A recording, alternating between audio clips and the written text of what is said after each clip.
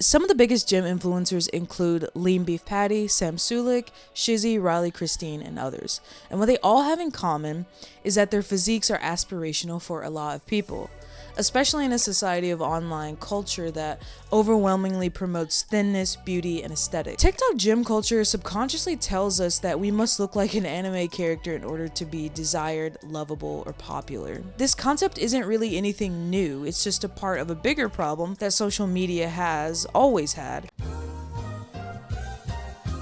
Social media has always created this culture where we put a lot of value into the way that we look.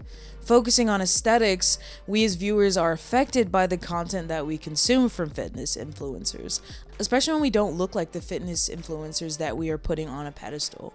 And often what is seen as beautiful must be easily digestible to a large audience. So this excludes body types that are outside of the norms, that fit outside of our thin, obsessed culture. This isn't the conventional body type of someone who goes to the gym, right? And this definitely harms our own relationships that we have with our bodies. We're always competing against the thought that beauty must be thin, yet muscular, yet tall, and have fair skin.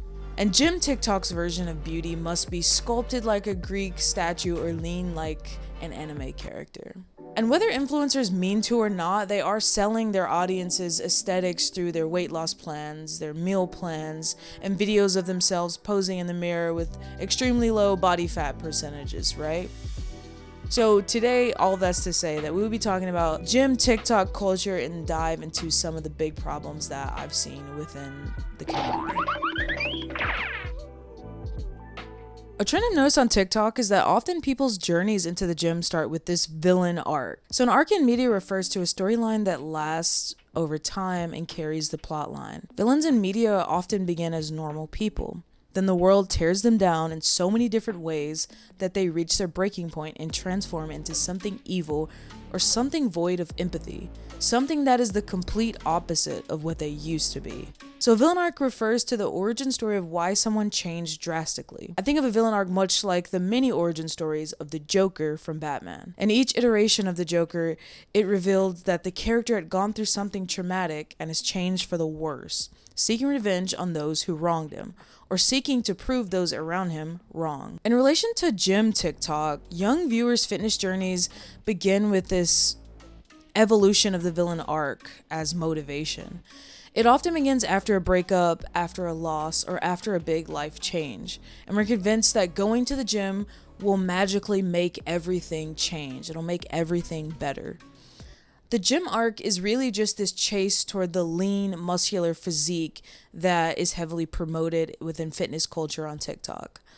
The culture of the gym scene on TikTok is perfect for this villain arc persona because it is often people who are seeking a sense of community or sense of comfort in some way, and they find this through the fitness community.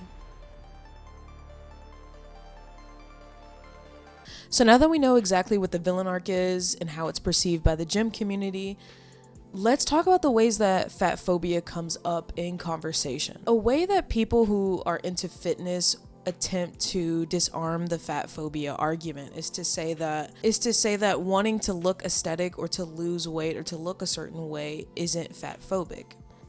And while this is true in nature, we have to critique the ways that gym influencers and gym content creators are really setting the stage for their audiences to view their own bodies and how that is foundationally rooted in fatphobia. So the literal definition of fatphobia refers to an aversion or bias against specific body types, weights, and sizes. And so for the gym community, again, this refers to someone who is not lean or muscular and not aesthetic. As we've already covered, thinness is valued, and society rejects anything that is not thin or muscular. Now, if we look at specific content creators as examples or reference points, we see the ways that they're subconsciously telling their audience that being fatphobic is fine as long as you actually point this hatred toward yourself and no one else. So if we first look at a content creator, Baj, who has 500,000 followers, we see that his content is directed toward telling his past self that he is not good or that the way he was is not good. Fatphobia is pointed at the self. And Baj is a creator who's known for his public weight loss journey. It's how he got into posting TikTok content. And we always see this framing of the past self that wasn't aesthetic in such a negative light, but it's almost normalized by the fitness community, or a lot of the fitness community. We have to look at it from a viewer standpoint. If you look like the old version of Baj and he's talking about himself in this way, of course you're going to pick up the same sentiment of like, oh, like the way that I look isn't good enough. And so we see the way that people are really putting all of their value into their appearance and how they look. And we also see this with smaller content creators, like this content creator that I found, who talks about his own villain arc, right? His own weight loss journey. And he's presumably picking up this same sort of negative self-talk from the content creators that he himself is consuming. We see TikToks where self-hatred is what is driving him to go to the gym. And even though he has lost the weight, he's still critiquing himself in a way that is harmful and toxic. And while I have nothing against any of these influencers, I just think it's so important to critique the ways that they're filming their content and what they're subconsciously telling their audiences, especially since their audiences are impressionable young people, typically younger teenagers and younger adults. And I don't think people are really consciously thinking about how much content they're consuming that looks like this. Like when you see hundreds and hundreds of images or videos of influencers who look like this creator, Shizzy, it starts to program inside of you, I am not good enough because I don't look like that.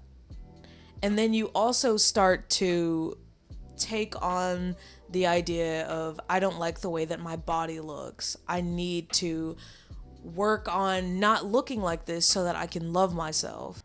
So basically we just have to remember that gym influencers are running a business, and their business is basically revolving around their own images. So while I don't think that the creators themselves are purposely being malicious, I think that one way to gain an audience is to look very aesthetic and to promote that aesthetic, especially on a platform like TikTok, which is basically just video-based content.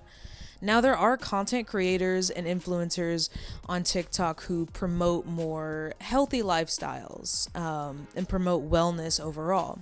Like we could look at LeanBeefPatty, who I actually love her content. She posts a lot about, I genetically look like this. You may not look like this. You may not look like your favorite influencers, but here's like some workout plans to better yourself or improve yourself based on your own goals. So I don't think all of gym TikTok is bad, but I do think like we're working under capitalism and they are making money through the way that they look. And I just think that we shouldn't get wrapped up so much in aesthetics, and we should focus on the main thing, which is overall wellness. And it's okay to have aesthetic goals, but I don't think that fueling yourself or motivating yourself by hating yourself is the way to go. Let me know what you guys think about gym TikTok, or maybe even some of your favorite gym influencers. Thanks.